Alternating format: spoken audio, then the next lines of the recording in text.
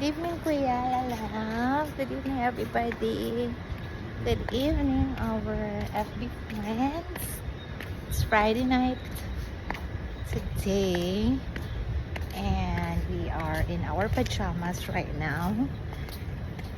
Just having a short walk downstairs before going to bed because we've eaten a lot of food tonight.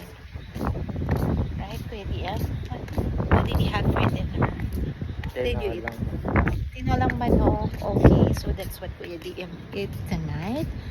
And I just arrived from the office. We had a lot of food in there. I eat a lot of food also.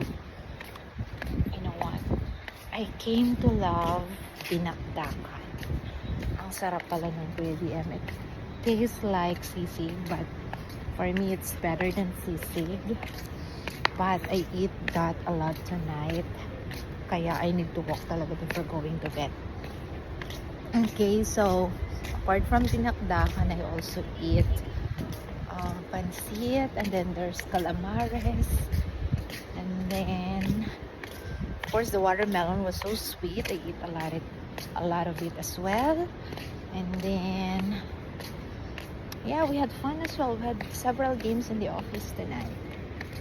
So because of that, I really need to walk probably for 30 minutes before going to bed because I'm so full, so it's so difficult to sleep, diba, if you're full. And you might experience also acid reflux if you just sleep without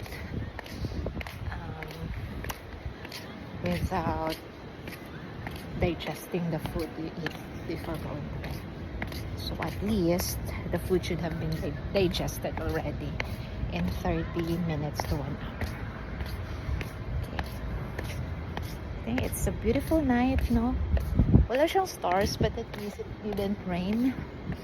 Kala ko talaga uulan siya today, but nakakasama naman yung weather.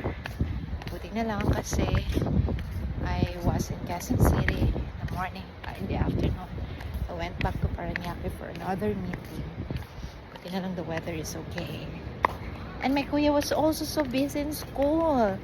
He just took 4 subjects today on his 4th quarter exam.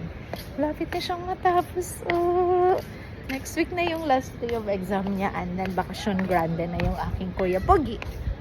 Are you happy? Tingnan mo siya, oh, laki ng smile niya.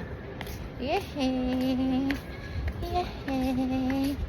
Okay, bye-bye! Love you, kuya. Love you.